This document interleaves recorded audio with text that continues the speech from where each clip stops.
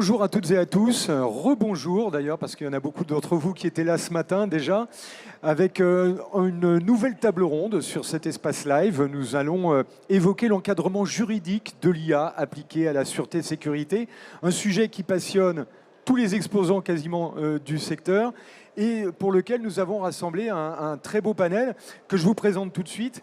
Elisabeth Sellos-Cartel, bonjour. Vous êtes chef du bureau de la vidéoprotection et de la sécurité électronique au ministère de l'Intérieur. Bienvenue. Nicolas Despal, vous êtes responsable laboratoire sûreté à la direction de la sûreté de la SNCF. Oriana Labruyère, bonjour. Vous êtes avocat associé à la robe numérique et spécialisé sur tous les enjeux numériques du marché. Et Thomas Dautieux, bonjour. Vous êtes directeur de l'accompagnement juridique à la CNIL, un organisme qu'on connaît bien et qu'on va encore mieux connaître après votre intervention. On va commencer par un tour de table rapide pour que chacun se présente et donne un peu son quotidien par rapport à ce sujet de l'IA et de la sûreté. Je commence par vous, Elisabeth. Bonjour à toutes et tous. Donc, comme on vous l'a répété, comme c'est inscrit, donc je m'occupe de la vidéoprotection au ministère de l'Intérieur. Ce qu'il faut savoir, peut-être me concernant, c'est que je m'en occupe depuis très longtemps, à savoir depuis que le ministère de l'Intérieur avait engagé un plan de développement de la vidéoprotection. Et donc, ce développement de la vidéoprotection, particulièrement encouragé par nos actions, a porté ses fruits. Et on a vu se développer dans l'espace public de nombreux dispositifs de vidéoprotection qui se sont installés.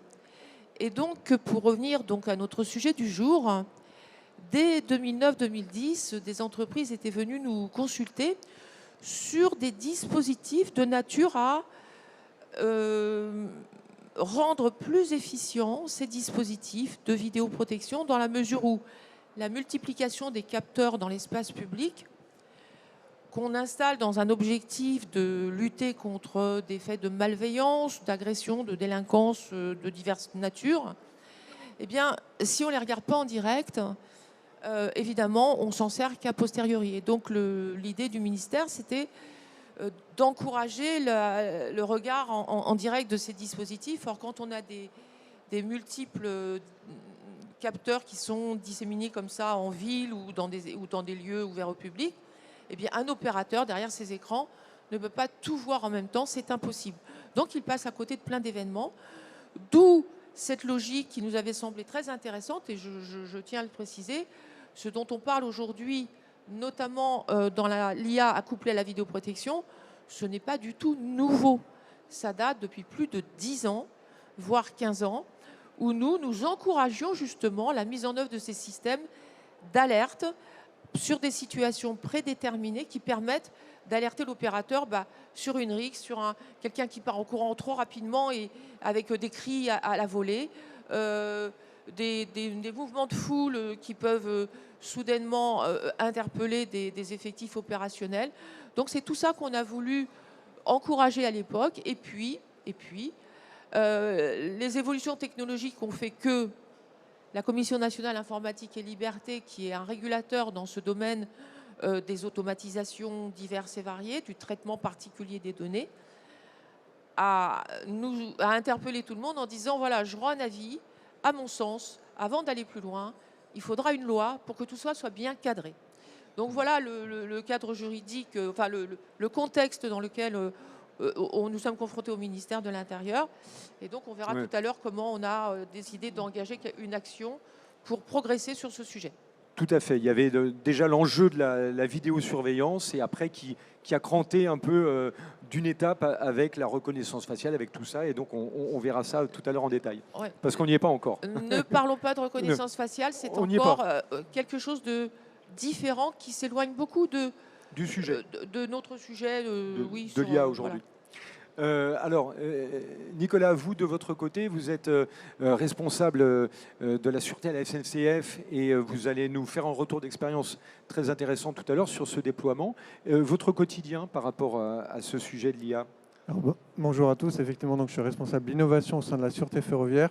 Concrètement, c'est le service interne de sécurité de la SNCF qui est autorisé au travers de la loi JO pour utiliser ces solutions.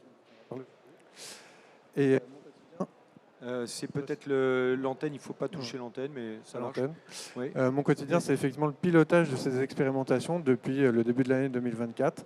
Et l'objectif pour nous, c'est bien finalement d'apporter de l'efficacité à nos agents opérationnels qui sont soit sur le terrain pour 3000 d'entre eux présents dans les gares et dans les trains pour assurer la sécurité des voyageurs, mais également les agents qui sont présents dans les postes de commandement, qui pilotent ces équipes et qui utilisent l'outil qui est la vidéoprotection pour assurer ces missions. Très bien. Donc, et avant, vous étiez également sur d'autres missions. Alors, avant 24, parce que là, c'est... Oui, depuis 2017, en fait, on travaille sur ce sujet-là déjà, avec quelques expérimentations préalables, mais aucune expérimentation opérationnelle jusqu'à aujourd'hui, ce cadre juridique. Voilà, et ça a été cette année, ça a déclenché de nouvelles missions. Oriana, donc vous êtes de la robe numérique, un cabinet d'avocats avec deux parties, la partie avocat et la partie conseil. Alors tout à fait, je suis la fondatrice de la robe numérique avocat et la cofondatrice avec Justine Cabanis de la robe numérique conseil. Donc 2 structures qui sont là justement dans ces projets qui sont des projets à haute valeur ajoutée, qui sont aussi des projets extrêmement complexes. Nous, on va accompagner nos clients et c'est vraiment ce à quoi on est confronté au quotidien. C'est la gestion de projets autour des projets de sûreté, sécurité, qui embarquent de l'IA ou pas, parce qu'il y a aussi des projets qui font de la sûreté et des sécurités qui n'embarquent pas d'IA. Mais dans tous les cas, on va regarder sur la partie avocat, évidemment, le cadre juridique du projet. Donc ça, c'est vraiment important de rappeler que avant de mettre en œuvre un projet comme ça, il faut se poser la question de dans quel cadre du CSI je me trouve. Est-ce que je peux le faire? Est-ce que je ne peux pas le faire? Est-ce que quand je suis responsable de traitement ou quand je suis éditeur, qu'est-ce que j'ai le droit de proposer? Et en tant que responsable de traitement, qu'est-ce que j'ai le droit d'acheter? Et donc, pour quelle finalité? Donc ça, c'est les questions qu'on va se poser au cabinet d'avocat. Et au cabinet de conseil, on va aider à la mise en œuvre du projet. Donc là, c'est vraiment tout ce qui va être lié à la mise en œuvre d'un point de vue documentaire. Donc, est-ce qu'on a fait une analyse d'impact? Est-ce qu'on a testé? Est-ce que c'est pertinent? Est-ce que c'est proportionné? Est-ce que c'est bien limité dans le temps? Ce sont des questions qui sont finalement relativement des questions de terrain, mais qui sont essentielles. Et notamment, je pense à des clients qui sont des communes, par exemple, un secteur que je connais extrêmement bien, sur lequel ces questions doivent être posées en amont de l'utilisation. Et ces questions-là, doivent être documentées.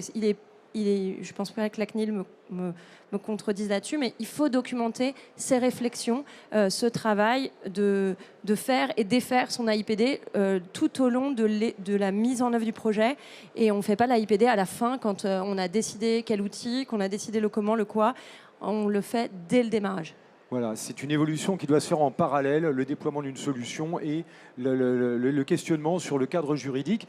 Thomas, bien sûr, vous avez le regard de la CNIL sur cette question. Oui, bonjour, merci pour l'invitation. Alors, je pense que vous connaissez la CNIL, qui est l'autorité administrative compétente sur la loi informatique liberté, sur le RGPD, donc le fameux règlement sur la protection des données. Donc, on est dans une approche qu'on connaît bien, axée sur le responsable de traitement. Et puis, on a vu émerger un certain nombre de sujets nouveaux. On parle beaucoup et on va beaucoup parler d'IA et sur les caméras de vidéosurveillance algorithmique, ce qui nous a conduit à en termes de régulation, ne pas réguler par le contrôle et la sanction, mais de réguler en donnant des lignes directrices, en donnant un cadre juridique à charge après pour les acteurs de l'appliquer ou pas. Et c'est quand on a vu émerger ce problème de vidéosurveillance algorithmique qu'on a décidé d'anticiper et plutôt que de répondre ponctuellement à différentes questions qui nous sont posées par des collectivités locales ou des entreprises, on a publié un document donc en juillet 2022 qui est un peu précurseur, alors qui a été repris dans une large mesure nos préconisations dans la loi JO de mai 2023 qui encadre la vidéosurveillance algorithmique et qui est un peu précurseur d'un grand texte que vous avez entendu parler, que vous allez entendre de plus en plus parler, qui est le règlement sur l'IA, qui se positionne dans une logique un peu différente du RGPD, puisque le RGPD est orienté utilisateur, le RIA il est orienté concepteur. Donc là, c'est pas tout à fait la même personne qui est régulée, mais les grands principes des deux convergent. Et donc, c'est pour ça que la CNIL a un discours, a une méthodologie et travaille à l'anticipation du RIA, dont on parlera peut-être dans quelques instants. Bien sûr. Alors, ce que vous évoquez là, ça rejoint ce que vous avez évoqué en ouverture, Elisabeth, à savoir que c'est vraiment une préoccupation qui est qui est graduée, comme ça, qui évolue dans le temps. On a eu cette première loi en 2022 et on a eu en 2023 donc, ce cadre pour les JO qui a été mis en place, spécialement la loi JO 24, où certainement vous vous êtes dit, tiens voilà, qu'est-ce qu'il faut mettre sur la table pour que les acteurs puissent à la fois travailler, qu'on ait un bon niveau de sécurité et que les utilisateurs soient respectés. Ça a été ça la quadrature un peu au départ. Alors, je précise juste qu'en 2022, ce n'est pas une loi, c'est un avis qui a été rendu, qui a été publié. Et qu'en 2023, effectivement, a été publiée la loi sur la sécurisation des Jeux olympiques et paralympiques. Et que la question s'est posée des mesures de sécurité qu'on souhaitait développer à l'occasion de ces grands événements. Compte tenu de notre quotidien dont on a parlé, à savoir l'intérêt porté par de nombreux acteurs de la sécurité sur ces dispositifs d'intelligence artificielle couplés à la vidéoprotection, sachant que la loi JOP ne porte pas que sur ce sujet-là. Hein, tout à fait. Voilà. Mais c'est un des sujets de cette loi. Donc, comme nous sommes confrontés régulièrement à des questionnements sur ces dispositifs, ces solutions algorithmiques en fait associées à des dispositifs de vidéoprotection dans un objectif d'efficience, nous sommes, et suite à l'avis qui avait été publié par la Commission nationale informatique et liberté en 2022, disant que pour utiliser ces systèmes au regard de leur évolution technologique, il faudrait une loi, on s'est dit c'est peut-être l'occasion finalement de faire une véritable expérimentation avec une évaluation, un pilotage, un cadre juridique très déterminé, et c'est ce qu'on a fait. Alors, quel a été ce cadre juridique pour cette mise en œuvre? Il est effectivement, c'est ce que j'ai considéré moi, très contraignant, mais il a le mérite de mettre en musique officiellement des dispositifs qui avaient pu se déployer jusqu'alors, faute d'un cadre juridique déterminé. Et donc, aujourd'hui, on a pu tester, dans le cadre de cette loi Jeux olympiques, effectivement, ces systèmes. Alors, qu'est-ce que prévoit la loi? Elle prévoit que, d'une part, la solution, et on en reviendra peut-être un peu justement à travers les propos de Thomas sur l'IA Act à la conception, parce que ce que prévoit la loi, elle prévoit que la solution qui seront employés à l'occasion de cette mise en œuvre pendant ces Jeux olympiques et paralympiques. En fait, elle commence avant et l'expérimentation termine après pour se donner le temps quand même d'avoir un regard complet. Qu'il faut que la solution réponde à des exigences, notamment juridiques, d'éthique, de loyauté, etc. Donc, la loi imposait que l'État développe lui-même cette solution, ou la fasse développer, ou l'acquiert. Compte tenu des délais de mise en œuvre, de développement de solutions technologiques, évidemment, l'État a pris le choix d'acquérir quelque chose qui existait. Donc on a lancé un marché et on s'est associé à un tiers de confiance qui a pu certifier que les solutions retenues répondaient aux exigences juridiques du texte. Première chose. Donc, l'acquisition de la solution. Après, on détermine dans la loi que seuls certains acteurs pourront gérer ces alertes. Le but étant de se dire, dans un cadre expérimental, comme finalement on n'a jamais eu l'occasion vraiment d'apprécier avec des retours d'expérience ce qui se faisait sur le terrain, eh bien, on va laisser la gestion de cette IA couplée à la vidéo à des acteurs qui ont des prérogatives particulières. Donc, seules les polices municipales, les policiers, les gendarmes, les services de secours et d'incendie et les services assermentés des transporteurs RATP et SNCF pouvaient gérer ces alertes et donc les mettre en œuvre. Ensuite, cette mise en œuvre ne pouvait se faire qu'à l'occasion donc de très grands événements sportifs, récréatifs et culturels particulièrement exposés à des risques graves d'agression aux personnes et aux biens ou de terrorisme. Donc tout ça a fait que La mise en œuvre a été très limitée, très contrainte. Ce n'est pas évident pour un ministère de lancer un marché et de mettre à disposition la solution des acteurs qui veulent la mettre en œuvre. Donc il a fallu piloter tout ça, vérifier que chaque événement pour lequel on nous sollicitait pour la mise à la disposition de la solution correspondait bien aux exigences de la loi. Vérifier aussi que l'information qui est prévue dans le texte à destination du public soit respectée de façon très stricte. Très strict, bien sûr. Il fallait une information de premier niveau, une information de second niveau également qui concernait les phases de calibration, parce que ce qu'il faut quand même aussi ajouter, c'est que ces outils ne sont pas des outils magiques. On n'achète pas une solution comme ça et on la met comme ça facilement à travers mon VMS couplé à telle caméra et j'ai miraculeusement plus aucun problème. Ce n'est pas vrai. Il y a du calibrage et le calibrage est long et précis. Et donc, les phases de calibrage consistent à exploiter opérationnellement le dispositif pour vérifier son fonctionnement, mais en aucun cas ne l'utiliser à des fins opérationnelles. Donc,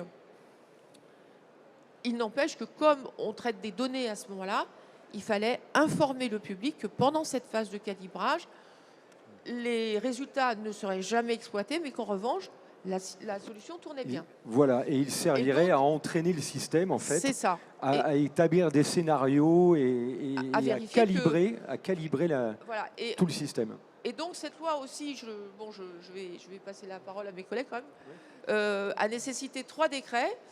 Un décret qui précise les modalités de mise en œuvre, c'est-à-dire on désigne un comité de pilotage et un comité d'évaluation, lequel sera seul chargé d'évaluer à l'issue des expérimentations qui auront été conduites, eh bien, comment ça a fonctionné, les impacts sociétaux, les impacts opérationnels, les résultats, et puis pour s'assurer que tout ça sert à quelque chose, en tous les cas. Oui.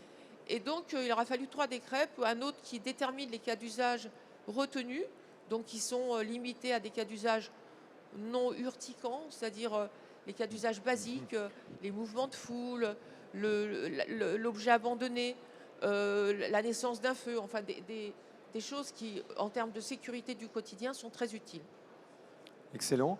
On aura peut-être le regard, Thomas, vous voulez compléter un peu ce que vient d'évoquer Elisabeth dans le déploiement de cette mise en place, de cette mise en scène des outils. Vous, l'accompagnement que vous avez au sein de la CNIL, quand il y a ces nouvelles réglementations, ces nouveaux cadres qui arrivent, il y a tout un côté pédagogie, lien avec le grand public, explication qui est très important parce qu'on l'a vu à l'approche des JO, il y avait beaucoup de débats sur l'utilisation de l'IA, les algorithmes, la vidéosurveillance. Il y a toujours un côté un peu nébuleux, un peu fantasmé. Donc votre rôle dans ces cas-là, c'est de seconder, de prolonger tout ce qui se fait au niveau du ministère pour l'accompagner dans le déploiement et faire comprendre au grand public. Alors, je suis content de votre question parce que généralement, quand on parle de la CNIL, il y a toujours un raccourci journalistique qui dit que la CNIL, c'est le gendarme de la protection des données. Donc, il y a le côté absolument képi, pas, vous accompagnez. Exactement. Donc, CNIL égale gendarme. Donc, surtout, n'allons pas voir la CNIL, restons cachés et ne leur posons pas de questions, sinon ils vont venir nous embêter. Ce qui est une vision un peu datée de la CNIL, pour être tout à fait honnête. J'en prends un exemple, mon titre, je ne suis pas directeur juridique à la CNIL, je suis directeur de l'accompagnement juridique. Donc c'est vraiment la CNIL, elle est dans une position d'aider, d'expliquer, de défantasmer aussi un peu, c'est ce que vous venez de dire, bien sûr, un certain nombre de technologies. Donc on a un rôle de vigie. Quand on voit arriver un sujet, un problème, eh bien, notre rôle c'est de dire attention à vous législateurs, gouvernement, il faut vous en saisir. C'est ce qu'on a fait sur la VSA. Et puis ce rôle d'accompagnement, il a été reconnu par le Parlement dans la loi JO, où la CNIL a eu un rôle d'accompagner les entreprises qui souhaitaient de 1 mettre en œuvre et de 2 déployer les systèmes de vidéosurveillance augmentée. Donc c'est vraiment notre travail. On est un certain nombre de juristes et d'experts qui sommes là à l'écoute. On essaie d'une part donc d'expliquer les textes. Moi, je me mets à votre place. Il y a quand même énormément de textes qui s'appliquent. RGPD, RIA, le DSA, enfin bref, il y a plein de textes dans le numérique. Des textes de plus en plus compliqués qui parfois, très honnêtement, s'imbriquent pas très bien les uns avec les autres. Donc c'est vrai que c'est pas évident quand on veut déployer un projet de se dire qu'est-ce que je peux faire, qu'est-ce que je peux pas faire. Franchement, je me mets à votre place et même à notre place, c'est pas toujours évident. Donc on a un travail d'explication. Je pense qu'il n'y a pas beaucoup d'autorités administratives qui ont autant de contenu pédagogique sur leur site. N'hésitez pas à aller voir sur notre site, il y a quand même beaucoup de choses. Et on répond aussi à des questions. Donc on a lancé des programmes pour aider les entreprises, des programmes de bac à sable, d'accompagnement renforcé, un peu en mode précurseur du RIA, qui prévoit des bacs à sable réglementaires. Donc on est là pour vous accompagner. Donc s'il y a un truc à retenir, entre guillemets, de mon intervention, c'est si vous avez des questions, n'hésitez pas à venir nous voir. Il y a une muraille étanche à la CNIL entre ceux qui conseillent et ceux qui contrôlent. Si vous venez nous voir, si vous venez nous poser des questions en termes de conseils, l'information, et je vous le promets, d'ailleurs on n'est pas au même étage dans le bâtiment, l'information ne va pas au service des contrôles et au service des sanctions de la CNIL. Donc on est vraiment là dans une optique de conseil. Et je crois que la SNCF a quand même, on a de très bonnes relations et ça se passe quand même plutôt bien dans le déploiement de la VSA. Alors merci de passer le relais à donc Nicolas. Vous allez nous faire ce retour d'expérience. Elisabeth tout à l'heure a parlé des différents cas d'usage qui ont été formalisés dès le départ. Et vous avez pu, vous, dans le déploiement à la SNCF de ces systèmes d'IA embarqués avec la vidéosurveillance, vous avez pu tester et sélectionner les types d'usages que vous avez mis en place. Tout à fait. Alors déjà, effectivement, je confirme, depuis 2016 maintenant, on a pu travailler étroitement avec la CNIL sur la mise en œuvre d'expérimentations techniques dans un premier temps, et puis dans le cadre des Jeux Olympiques, pour la mise en œuvre des expérimentations opérationnelles. Donc effectivement, concrètement, si on reprend un peu le déroulé des expérimentations et d'une expérimentation, parce que finalement, c'est plein de petites expérimentations, parce que la première étape, c'est d'abord d'identifier une manifestation sportive, culturelle à risque ou récréative à risque. Et cette manifestation, une fois qu'on l'a identifiée, l'idée c'est de définir le périmètre correspondant à cette manifestation. Évidemment, l'objectif pour nous, c'est pas d'analyser toutes les caméras de la région Île-de-France. L'idée c'est bien d'avoir une proportionnalité dans notre besoin. Et donc d'identifier les gares concernées par cette manifestation. Et puis dans ces gares, l'idée c'est pas non plus d'avoir toutes les caméras, mais bien quelques caméras bien précises, bien choisies, et sur lesquelles on va faire fonctionner des cas d'usage qui ne seront pas forcément les mêmes. Parmi les 8 cas d'usage autorisés aujourd'hui, typiquement à la SNCF, on a décidé d'en faire que 4. Donc c'est la détection d'objets abandonnés, qui est un fléau aujourd'hui dans nos gares, la détection de présence de personnes dans des zones interdites ou sensibles, donc notamment sur les voies SNCF, et puis des sujets liés à la détection de mouvements de foule ou de densité normale de personnes. Donc une fois qu'on a ce cadre-là, on valide l'expérimentation avec le comité de pilotage. Et puis s'ensuit un temps de préparation d'expérimentation, donc préparation administrative d'abord. On a besoin d'obtenir une autorisation préfectorale. On a l'analyse d'impact à la protection des données à réaliser. Et puis on a également l'information du public à préparer, que ce soit de l'affichage en gare, concrètement, qui explique le déroulé de l'expérimentation, et puis un second niveau d'information, comme l'expliquait Elisabeth, qui lui donne plus de détails sur le fonctionnement même de la solution, des données qu'on va traiter, et puis évidemment les recours possibles pour les personnes qui souhaiteraient faire valoir leurs droits. Donc ça, c'est la première chose, c'est une phase de préparation qui est quand même assez longue. Et puis ensuite, on a une phase de préparation technique. Donc là, on va travailler avec l'éditeur qui a été retenu par le ministère, en l'occurrence Wintix. Et puis je précise que Wintix devait être avec nous, Quentin Barène devait être là, il était là il y a 2 jours, il est malade aujourd'hui, donc on l'excuse. On a eu son retour sur les JO il y a 2 jours, je pourrais en dire un mot tout à l'heure. Et pareil, si besoin de détails sur le fonctionnement, finalement, on pourra en parler aussi. Et donc cette préparation technique, cette fameuse phase de calibration, elle est importante parce que là, l'objectif, c'est bien de venir paramétrer chacune des caméras, chacun des traitements algorithmiques. Et cette calibration, elle se fait dans le temps. Parce que bien évidemment, l'objectif, c'est de prendre en compte toutes les variations possibles, toutes les variables possibles, que ce soit lié à la densité de personnes, l'affluence dans la gare tant que telle, mais c'est aussi des sujets liés à la météo, liés à des objets qui vont être placés, par exemple, avant les JO, ça s'est installé quelques jours avant les JO, par exemple. Donc on essaie de prendre en compte toutes ces variables pour avoir un paramétrage optimisé Et dans quel but? Dans le but d'avoir une solution qui soit mise dans les mains des opérateurs, qui soit la plus performante possible. Parce que l'enjeu pour nous, ça a aussi été d'avoir un usage opérationnel qui soit pertinent et puis aussi de convaincre nos opérateurs que cette solution-là peut les aider au quotidien. Bien sûr. Et donc cet enjeu-là, il passait par deux phases. Évidemment, une phase d'acculturation. Et ça, c'est pas depuis cette année, c'est vraiment depuis plusieurs années. On partage, on travaille avec nos opérateurs sur ce sujet-là. Donc ils ont déjà un peu connaissance de ce qu'est l'IA et qu'est-ce que ça pourrait leur apporter.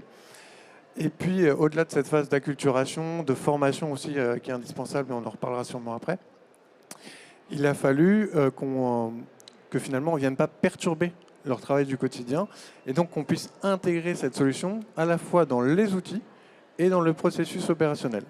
Et donc, très concrètement, pendant la phase d'exploitation opérationnelle, donc les quelques jours de la manifestation ou les quelques semaines pendant les Jeux Olympiques, on a des signalements qui sont générés par l'algorithme, qui arrive sur un poste vidéo. Et derrière ce poste vidéo, on a un opérateur qui a pour rôle de faire une levée de doute. Et cette levée de doute, elle consiste non pas à regarder que la caméra en question, mais bien de regarder tout l'environnement autour de cette caméra pour finalement décider si la situation qui lui est montrée, est-ce que c'est une situation normale ou est-ce qu'au contraire, il y a une situation à risque qui nécessite une intervention. Et dès lors, on a une intervention qui peut être pilotée comme ça l'est classiquement, et que ce soit une intervention des forces de l'ordre, de la sûreté ou encore des activités SNCF.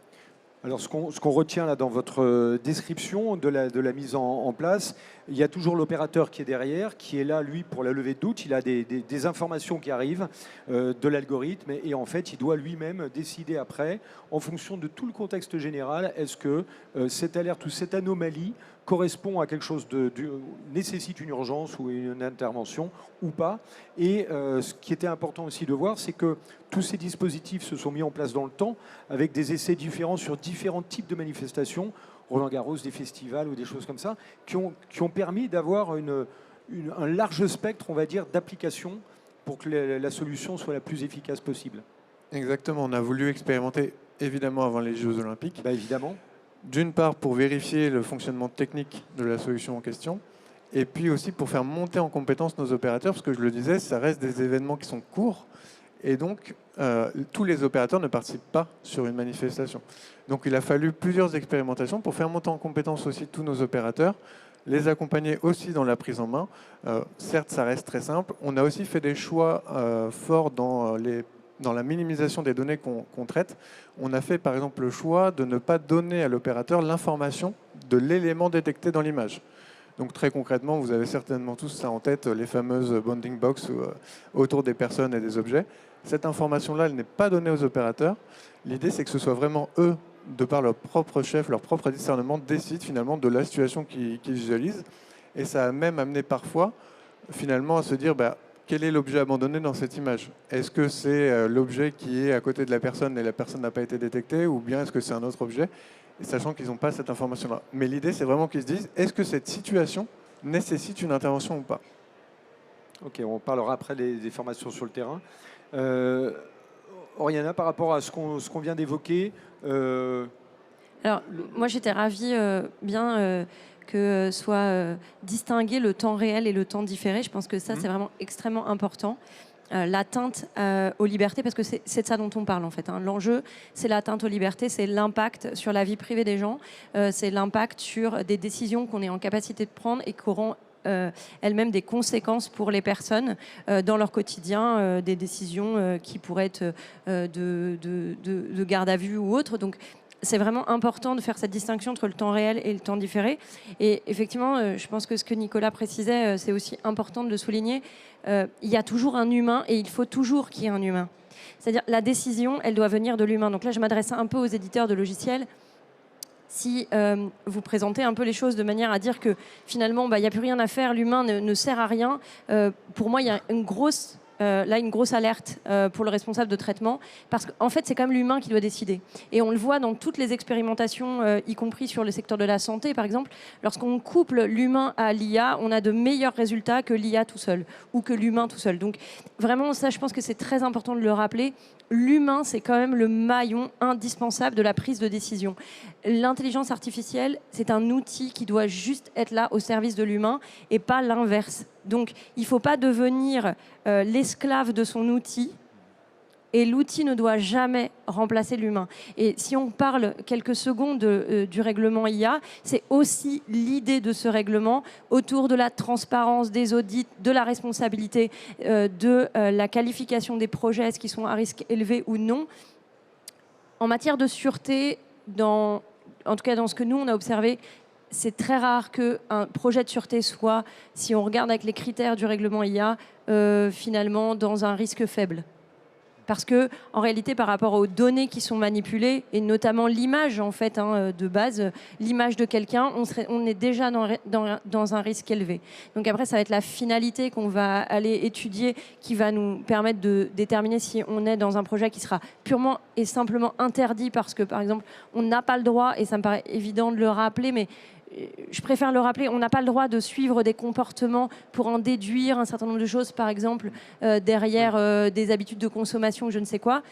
Donc, dans ces aspects-là, pour moi, c'est important de rappeler que l'humain doit être au cœur de vos projets et il ne faut pas qu'il y ait cette idée qui perdure de se dire ah, de toute façon, c'est la machine qui décide. Vraiment, Oui. je ne sais pas ce que vous en pensez, Nicolas, mais pour moi, c'est vraiment important de le rappeler. Complètement. Typiquement, on n'imagine pas verbaliser automatiquement les personnes qui auraient été détectées par une IA.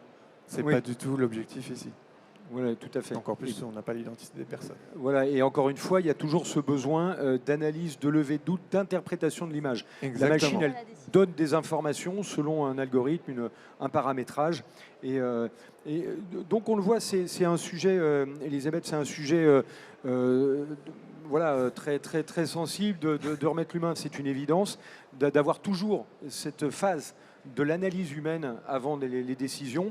C'est quelque chose que vous avez, dès le début, intégré à votre réflexion. C'est des choses qu'on intègre à nos réflexions tout simplement parce qu'on traite des sujets d'infraction, de délit, voilà.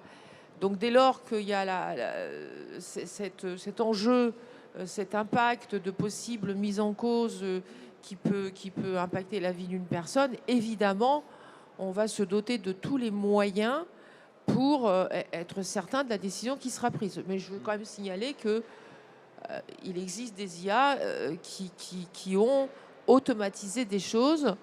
Moi, je n'ai pas connu ça, mais quand il y a une chanson que tout le monde connaît, c'est Le Poinçonneur du Lilas. Il fut un temps où, pour entrer dans les transports publics, il y avait des personnes qui poinçonnaient votre ticket. Et puis un jour, on a décidé de tout automatiser et on ne s'est pas posé la question de savoir s'il fallait mettre un humain derrière à l'appui de la machine quand le ticket ne marche pas, etc. Donc bon, c'est pour ça que je pense que si on est comme ça sur ces sujets-là, c'est parce qu'il y a des impacts et des enjeux particuliers qui peuvent effectivement avoir des conséquences très graves sur la vie des personnes. Et c'est de ce fait tout à fait normal qu'on raisonne de cette façon. Maintenant, je ne sais pas ce que tout cela donnera dans 20 ans, dans 30 ans. Moi, je me porte garante de rien. C'est l'avenir qui le dira, et voilà. Oui, sachant qu'aujourd'hui, on a la caméra et l'appareil photo, aujourd'hui, il y en a partout. Tout le monde a un smartphone, tout le monde filme, on se fait photographier en permanence. Il y a eu ce développement majeur à la fois des réseaux sociaux. Donc il y a un rapport à l'image aujourd'hui qui est assez sensible. Les gens disent, il y en a qui ça les ennuie pas d'être placardés dans tous les réseaux, surtout. Et il y en a d'autres qui ne veulent pas. Donc il y a un rapport aujourd'hui qui s'est un peu densifié entre l'individu et ce rapport à l'image et au traitement de l'image. C'est ce que vous suivez aussi, j'imagine, Thomas, au quotidien. Oui, tout à fait. Nous, c'est ce qu'on voit très clairement. Une nouvelle donne. Pardon, oui, c'est ce qu'on voit très clairement. On voit qu'il y a quand même une multiplication des caméras par le secteur public. En gros, il y a un problème, on met une caméra. Alors, est-ce que c'est une bonne chose ou pas? Après, on peut en débattre à l'infini. Mais c'est une tendance maintenant qu'on retrouve dans le secteur privé et même au niveau des individus. Maintenant, les cyclistes, ils mettent des caméras sur leur casque pour montrer que c'est la voiture qui m'a coupé la route et si je tombe, c'est de sa faute. C'est les gens qui mettent des petites caméras devant leur porte de maison pour dire si le livreur il rentre dans mon jardin, si on porte atteinte à ma voiture, j'aurai des preuves. Et donc on est dans un monde où tout le monde filme tout le monde. Alors on peut trouver ça formidable, on peut s'en inquiéter. Nous, point de vue CNIL, alors après les gens font ce qu'ils veulent de leur point de vue vie privée, mais il y a un sujet qui est est-ce que tout le monde peut filmer la voie publique? C'est pas une évidence. Donc on est en train d'en discuter avec le ministère de l'Intérieur. Et puis il y a aussi quel encadrement juridique par les personnes publiques de ces caméras. C'est pas la même chose d'équiper un agent SNCF d'une caméra piéton que de permettre à des policiers de faire voler des drones en permanence dans la ville. Donc on voit qu'il y a quand même beaucoup de réglementation qui devient un petit peu complexe, je pense que vous en conviendrez, madame, sur qui peut faire quoi. Là, on en revient toujours à ce sujet. Exactement. Alors je confirme que la multiplicité des solutions qui sont proposées, en réponse d'ailleurs à des vrais besoins, à justifier une multiplicité de cadres juridiques, et que vous disiez tout à l'heure que vous étiez submergé par des tas de questions, mais je le suis aussi, puisque comme je m'occupe depuis longtemps de la vidéoprotection de son développement, je reçois des dizaines de questions au quotidien sur est-ce que j'ai le droit de faire ça, est-ce que j'ai pas le droit de faire ça. D'ailleurs, si vous avez des questions, vous pouvez me les adresser également, je vous répondrai avec un grand plaisir. Et ça me permet d'ailleurs de ces questions de comprendre quels sont les développements qui s'opèrent, quelles sont les orientations qui se font. Ce que je remarque, c'est que souvent, les personnes, en fait, ce que je trouve, moi, c'est que ces développements technologiques sont parfois le fruit de réflexions des entrepreneurs et de technologie, mais que peut-être il faudrait davantage se rapprocher des acteurs de la sécurité pour comprendre quels sont leurs besoins et ne développer que des solutions en rapport avec ces besoins-là, parce que ça éviterait souvent des incompréhensions, des déceptions, parce qu'il arrive beaucoup de questions où je suis obligée de répondre que non, on ne peut pas le déployer pour telle ou telle raison. Voilà, il y a des fois des malentendus parce que l'industriel ou le créateur de solution, il est là, ah mais tiens, c'est génial, il manque ça, on va le faire. Oui, c'est ça. On part là-dedans sans imaginer déjà tous les développements qu'il peut y avoir autour. Donc aujourd'hui, c'est vrai qu'il faut vraiment travailler en amont sa solution pour voir qu'elle est bien adaptée au contexte. Alors, travailler sa solution, évidemment.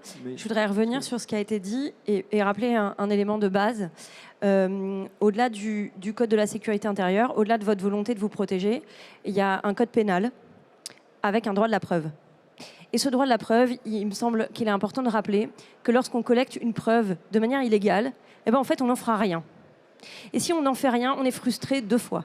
Donc, les gens qui mettent des caméras en toute illégalité et qui, derrière, constatent une infraction, mais qui, du coup, ne pourront jamais produire ces documents parce qu'ils ont été illégalement collectés, ils seront hyper frustrés 2 fois. Déjà, ils auront investi pour rien. Ils auront collecté et ils auront une preuve qu'ils ne pourront pas utiliser, ce qui est hyper frustrant. Donc, ça me paraît important quand même de rappeler qu'il y a un droit de la preuve. Donc, ce que vous collectez, posez-vous la question si ça a été correctement collecté, si c'est légalement collecté. Et du coup, si derrière, vous allez pouvoir en faire un usage. Parce que tout investissement qu'il soit, si ça ne sert à rien, ça n'a vraiment aucun sens. C'est vraiment de l'argent mal employé. Et là, j'ai une pensée aussi, et vous parlez des communes. Aujourd'hui, on a une problématique où on nous demande plus de sûreté dans nos villes, où on n'a pas nécessairement des moyens pour avoir des policiers municipaux, et donc où, in fine, on se dit on va mettre des caméras parce que ça va régler tous nos problèmes. Mais en réalité, si je remonte des infractions, il va quand même falloir que j'ai des policiers qui puissent les traiter. Donc finalement, on voit bien que c'est toute la chaîne qui est impactée par ce type de projet, et c'est avec toute la chaîne qu'il faut travailler ce type de projet. Parce que si j'ai plein de caméras mais que je ne peux pas exploiter la donnée, à quoi ça m'a servi à part créer des frustrations? Et en plus, à dépenser de l'argent public qui finalement va ne donner aucun impact positif.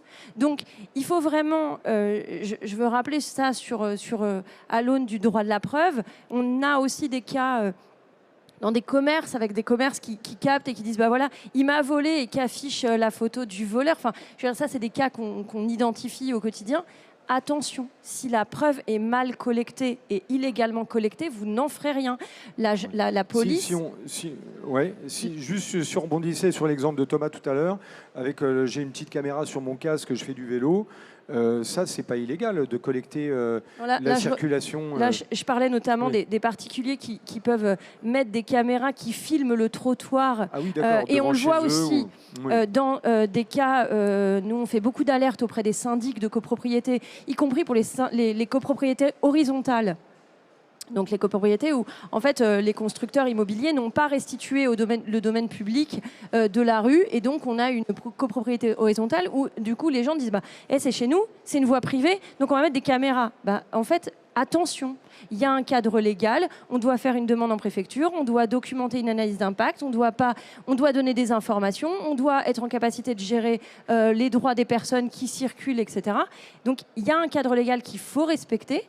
Et on ne peut pas faire n'importe quoi aussi, parce qu'il y a la liberté des personnes, la liberté de vie privée des personnes qui sont autour de cette copropriété, par exemple.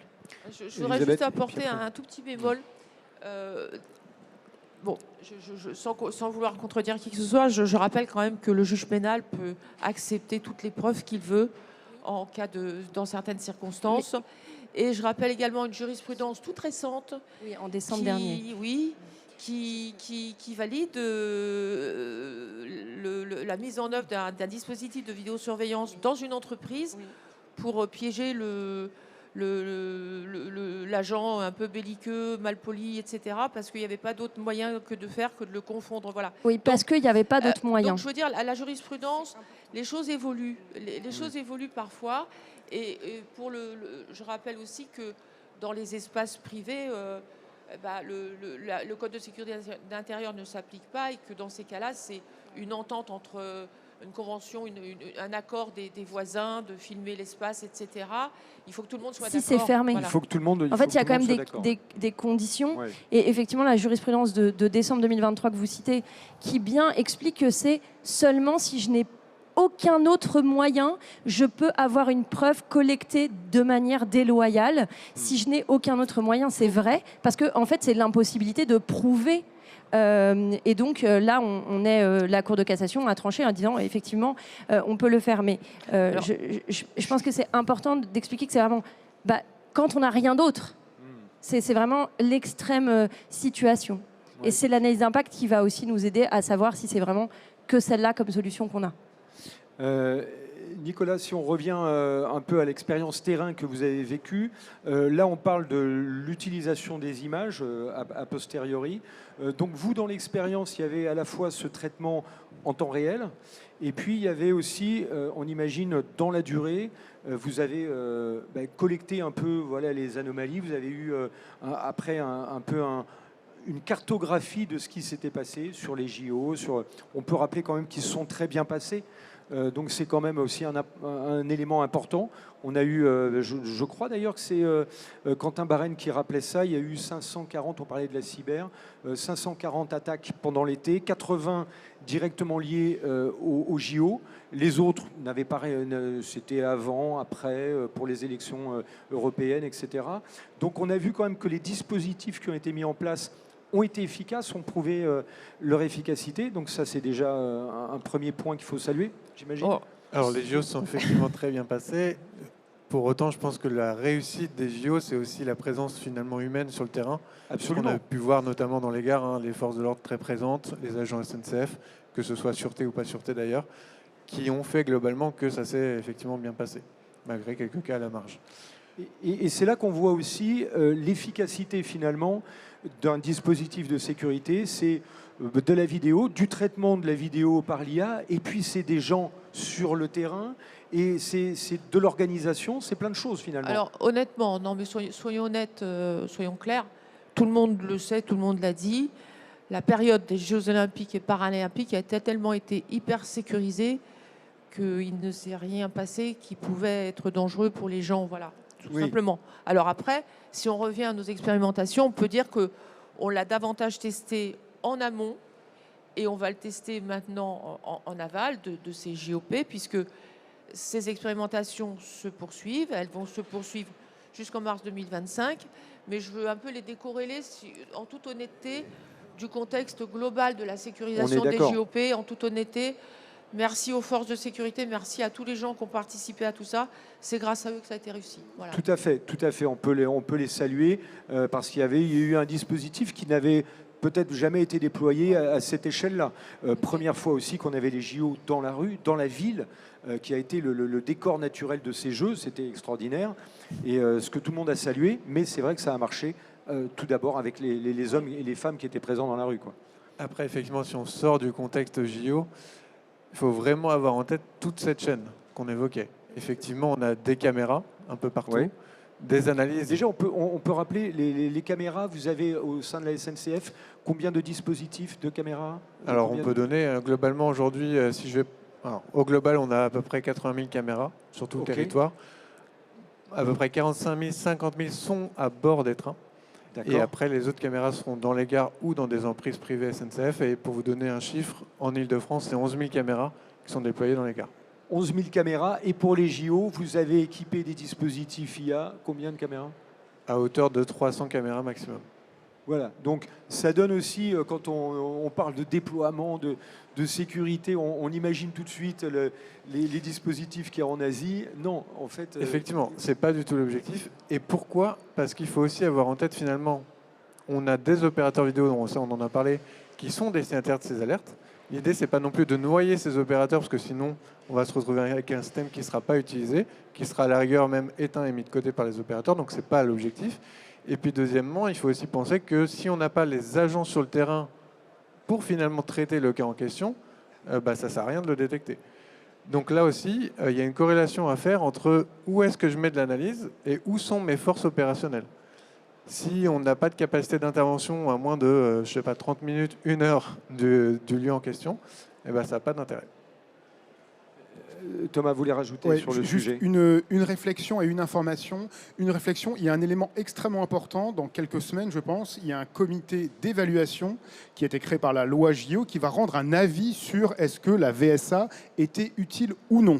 Donc, c'est un comité indépendant avec des représentants, etc. Je ne vais pas rentrer dans le détail, qui a une méthodologie interne qui va dire, voilà, la VSA, est-ce que ça a marché ou pas? Est-ce que ça valait le coup, compris... toutes les dimensions compris en termes d'éthique, en termes d'information des personnes, etc. Je ne connais évidemment pas leurs conclusions, mais ça va être extrêmement important à regarder. Donc ça, c'était la réflexion. Et l'information, c'est que vous avez vu que la surveillance, la vidéo, ça a fait le bonheur des juristes. On va publier dans quelques semaines un pack assez complet de fiches pratiques sur comment je peux déployer différents types de vidéos, oui, par rapport au RGPD, à la loi et au CSI. Donc on va essayer d'avoir des documents assez accessibles, pas trop compliqués, pour qu'on sache bien ce qu'on doit faire et ce qu'on ne doit pas faire et quels sont les points d'attention par rapport à tel cas d'usage. Donc ça sera en ligne sur notre site d'ici quelques semaines, fin novembre, début décembre. D'accord, donc on est un pile poil dans l'actualité du rendu de ce rapport. Et c'est vrai que vous avez raison d'insister là-dessus, que ça a été, vous l'avez dit en entrée Elisabeth tout à l'heure, c'est vraiment un déploiement, c'est un test. On a vu, tiens, grandeur nature, on va mettre en place un dispositif et on va voir comment ça se passe, comment on l'utilise et comment c'est quelque chose qui se construit en fait au fil des années, au fil des avancées technologiques. C'est vraiment c'est tout un écosystème en fait qui progresse ensemble et qui se réactualise en permanence finalement. La vidéosurveillance, comme vous l'avez dit tout à l'heure, des caméras de vidéo, il y en a depuis 15 ans, 20 ans dans les collectivités. Et aujourd'hui, le fait d'ajouter une petite brique, ça change. La première caméra de vidéoprotection, elle date de 1994, sauf erreur de ma part, en région parisienne. Donc c'est pour ça d'ailleurs qu'il y a eu un cadre juridique qui a été créé en 1995, premier cadre juridique de la vidéoprotection. Et donc effectivement, on voit bien que c'est un dispositif qui n'a cessé d'évoluer tant sur un plan d'usage que sur un plan technologique. Et aujourd'hui, j'ai l'impression que, compte tenu de la multiplicité des capteurs dans ces espaces, si ces dispositifs sont efficaces, ils sont efficaces grâce aussi à ces aides supplémentaires. Tout à fait. Juste, pardon, je veux réagir sur ce que vous avez dit qui est vraiment intéressant. Je pense que la question qu'il faut qu'on se pose tous collectivement, c'est où on va s'arrêter. où on va s'arrêter parce qu'il y a de plus en plus de caméras. Les caméras, elles étaient fixes, elles sont mobiles. Les caméras, maintenant, elles zooment. Les caméras, maintenant, elles peuvent capter du son. Est-ce qu'on veut vraiment capter du son sur la voie publique ? On a même les lunettes qui filment, vous savez, la méta, alors, ça y est, c'est dans le public. Hein, on peut en acheter, on a la petite caméra dans les lunettes. Tout à fait. Là, vous me filmez actuellement. Exactement. Et moi, je n'en sais rien. Il y a juste un petit voyant qu'on distingue à peine. Et donc, voilà, il y a tout ça sur le marché qui est accessible, et qu'est-ce qu'on en fait ? Et au-delà de l'aspect purement juridique, il y a vraiment un aspect un peu éthique, quasi moral, qui est jusqu'où on veut aller. Si on va jusqu'où nous permet de faire la technologie, je ne suis pas sûr qu'on soit fan du monde dans 10 ou 20 ans. Et il faut qu'on se pose tous la question. Et vous êtes des acteurs hyper importants de cette réflexion. Et d'un autre côté, je dirais, en réponse, que si les gens évoluent dans un monde où ils respectent... les autres, les technologies n'auront pas vocation à évoluer, on n'aura pas vocation à mettre autant de vidéos. Parce que si on le fait, c'est aussi parce qu'il y a des soucis contre lesquels il faut lutter. Voilà. Je le rappelle tout le temps parce que on s'inquiète de la technologie, mais elle progresse à la faveur de tout le reste aussi. Bien sûr. Donc, moi, si je devais faire un appel citoyen, c'est un appel au civisme, au respect des autres, à apprécier ce beau monde, et puis voilà, ça irait beaucoup mieux, on n'aurait pas besoin de tout ça. Voilà, au vivre ensemble. Alors des questions, oula, 1, 2, 3, 4 mains qui vont se lever. Miss, hop là, un micro qui va nous arriver, madame a été, et après on avait une question ici aussi. Hein. Voilà, on va prendre les questions, voilà, on se permet le dérapage, le sujet est d'importance, c'est pas grave, le temps. Madame, on vous écoute. Bonjour, ma question c'est pour rebondir à l'instant sur ce que vous disiez sur les lunettes, que ce soit dans un milieu personnel, enfin on va dire privé ou professionnel, puisque ici on est sur un salon professionnel aussi. Quel est finalement le cadre et le dispositif qui va se prononcer là-dessus, a priori, pour faire et à la fois encadrer, intégrer ou refuser justement ces dispositifs, pas seulement dans un cadre privé justement. Dans un cadre public, vous voulez dire, aujourd'hui, il y a des outils qui permettent de filmer partout. Là, oui, on est sur un salon qui ne parle pas uniquement à l'univers privé, et donc du coup, voilà, c'est mon sujet. Dans l'espace public, les dispositifs de vidéoprotection relèvent du Code de la sécurité intérieure. L'intelligence artificielle, couplée à la vidéo, on fait une expérimentation aujourd'hui pour savoir si on ira plus loin. Et si on ira plus loin, il faudra déterminer le cadre qui va avec. Et c'est tout l'enjeu de cette expérimentation. Sur les caméras dans les lunettes dont vous parlez, c'est Meta, je crois qu'il y a... C'est Meta, exactement. Oui. Alors, il y a des pays qui sont en avance de phase. En Corée du Sud, par exemple, on ne peut pas les vendre s'il n'y a pas un signal lumineux qui est activé quand vous filmez. Donc ça existe, il y a des législations sectorielles. Nous, on a beaucoup de questions de journalistes, de particuliers sur le sujet. On va prendre position.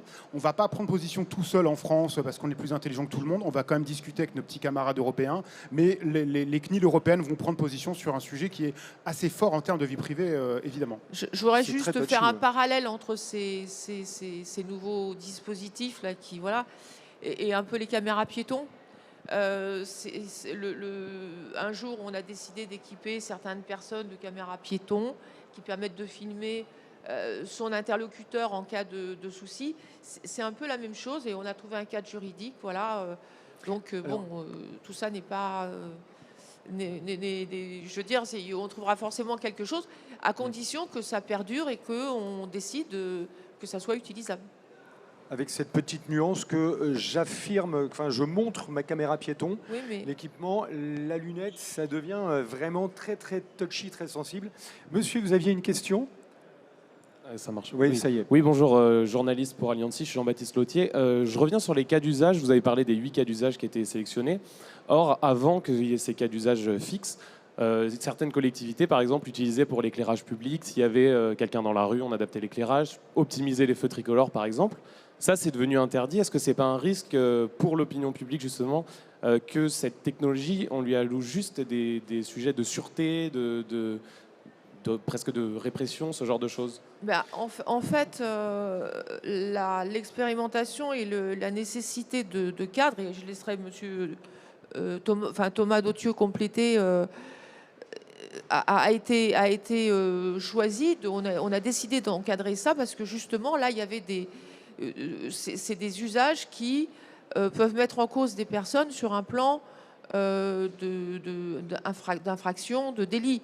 Maintenant, il y a des cas d'usage dès lors que si, il y a un capteur qui permet, lorsque quelqu'un, une forme passe, de rallumer la lumière sur une place publique, on n'est pas du tout dans le même cadre.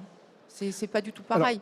En réalité, aujourd'hui, il y a plein d'intelligence artificielle qui ne touchent pas à des problématiques de mise en cause de l'individu. Il faut faire la part de sécurité et de sûreté. Tout à fait, Voilà. ça a deux choses. Et de vie privée, en fait. Voilà, et de Là, vie le privée. cadre, Parce que- l'exemple que vous donnez, si c'est uniquement on-off, c'est la question de la collecte de la donnée, quel type de données est collectée. Ouais. Si ça se déclenche et que l'information est détruite automatiquement une fois que le capteur a capté l'information et a allumé la lumière, je ne vois pas où est-ce qu'il y aurait un impact pour la vie privée, puisque l'information n'est pas captée au-delà de l'instantanéité.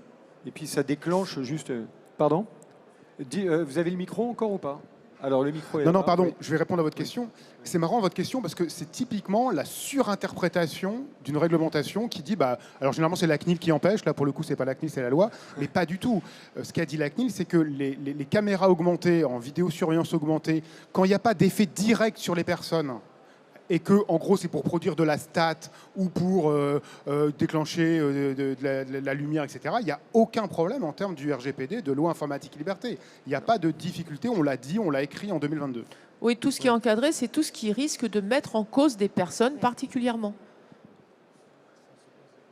Alors monsieur, vous aviez une question aussi. Oui, tout à fait. Alors, par rapport à la vidéosurveillance algorithmique qui a été testée dans les gares, alors si je comprends bien, il s'agit de détecter de manière automatique des situations suspectes. Si ça, j'ai bien compris. Des situations qui sont définies parmi les 8 cas d'usage qu'on évoquait, oui. Et du coup, sur l'expérimentation qu'il y a eu, est-ce que vous avez des chiffres sur combien de cas suspects ont été détectés et sur ces cas suspects, après levée de doute, combien correspondaient réellement à une situation dangereuse ? Alors, je ne pourrais pas vous répondre sur les chiffres précis, parce qu'on le disait tout à l'heure, il y a un comité d'évaluation qui doit rendre son rapport d'ici la fin d'année, et c'est ce comité d'évaluation qui donnera les résultats de l'expérimentation. D'accord, merci. Alors pour l'instant, voilà, on en reste là et on aura les résultats de toute façon d'ici la fin de l'année. Monsieur, c'est peut-être la dernière question. Je sais qu'après, il y a des pitchs. C'est un sujet que vous avez, qui motive beaucoup. On vous écoute. Oui, bonjour, Julien Ono, chercheur en sociologie. Moi, j'avais une question par rapport à l'usage éventuel des drones aussi. Est-ce que c'est quelque chose qui est discuté? Est-ce qu'il y a des réflexions, des enjeux là-dessus? Enfin, voilà, Alors. Et puis, peut-être deuxième question, qu'est-ce qui se passerait? Alors, c'est un peu de l'imagination, mais en cas de mouvements sociaux, par exemple, dans les gares ou dans l'espace public, l'usage de ces algorithmes-là ou des détections de situations anormales, parce qu'effectivement, dans les espaces publics, les mouvements sociaux ne sont pas régis par une situation entre guillemets normale. Donc peut-être est-ce qu'il y aurait un impact là-dessus en termes aussi de liberté publique et de droit de réunion? En fait, c'est pas le mouvement social. Il y a 8 cadres d'usage qui ont été acceptés et validés. C'est l'objet abandonné, la densité de personnes, mais la densité de personnes au sens densité anormale sur une tribune Mouvement de qui foule. pourrait s'écrouler. Mouvement de C'est mouvement de foule, c'est-à-dire des gens qui courent d'un seul coup et qui peuvent entraîner des gens dans leur des chutes, etc. C'était vraiment des cas d'usage qui ne visent pas le rassemblement de personnes qui ont une pancarte pour revendiquer quelque chose. Ça n'a rien à voir. Ouais. Donc, que ces dispositifs puissent fonctionner parce qu'un regroupement se fait dès lors qu'on décide de mettre en œuvre la détection de regroupement anormal de personnes, mais il faut que ça soit dans des zones où ça soit dangereux. On ne va pas tester sur la place de ville 50 personnes avec une pancarte. Ce n'est pas du tout le but des cas d'usage qui ont été arrêtés. Et peut-être, juste pour compléter, donner un exemple sur la densité de personnes, justement. Typiquement, nous, on a fait le choix de ne pas le faire sur les quais de RER. Parce que pour le coup, il n'y a aucun intérêt pour nous à savoir qu'il y a du monde ça sur va les RER. sonner tout le temps. Ça va être en alarme tout Exactement. le temps. Donc, c'est vraiment des choix spécifiques. Est-ce qu'on n'attend pas de l'IA qu'elle nous dise quelle est la situation? Finalement, est-ce que cette densité elle est liée à une manifestation? Est-ce que c'est une situation de bagage abandonné qui fait que les gens se regroupent dans un coin de la gare? Est-ce que c'est simplement il y a du monde qui est en train d'attendre son train? C'est pas ce qu'on demande à l'IA. Ça, c'est le rôle de l'opérateur finalement de faire la levée de doute et de se dire est-ce qu'on est face à une situation à risque qui nécessite une intervention ou pas? Oui, et puis je pense que si je peux compléter, le droit de se rassembler, le droit à la manifestation, qui est protégé par notre Constitution, ce serait un détournement de la finalité de l'outil que d'aller identifier une manifestation, un mouvement social, versus un regroupement de personnes qui est anormal dans une zone comme une gare ou proche d'un endroit, par exemple, où on va chercher à avoir une sécurité renforcée parce que l'endroit en question est particulièrement sensible. Et donc, la remontée de cette information qui dirait il y a un rassemblement, eh bien, là, on aurait vraiment un détournement de finalité si l'objectif n'est pas nécessairement lié aux cas d'usage qui sont identifiés. Alors, je pense que là, on s'est permis le petit débordement. En tout cas, le sujet nécessitait ce petit débordement de timing. Merci à tous les quatre d'avoir décrypté, d'avoir rendu plus clair. C'est plus clair pour vous quand même, l'IA, les usages et tout ce qu'on a mis en place. Comme ça, à main levée, c'est mieux. C'est plus compréhensible, oui, très bien. Je pense qu'il faut de la pédagogie, il faut revenir aussi sur les expérimentations qui ont été mises en place. Dans le calendrier, donc, on aura ce rapport fin d'année sur voilà, l'expérimentation. La fin de la loi JO, mars 2025. Voilà, et puis après, on verra ce qu'il en est.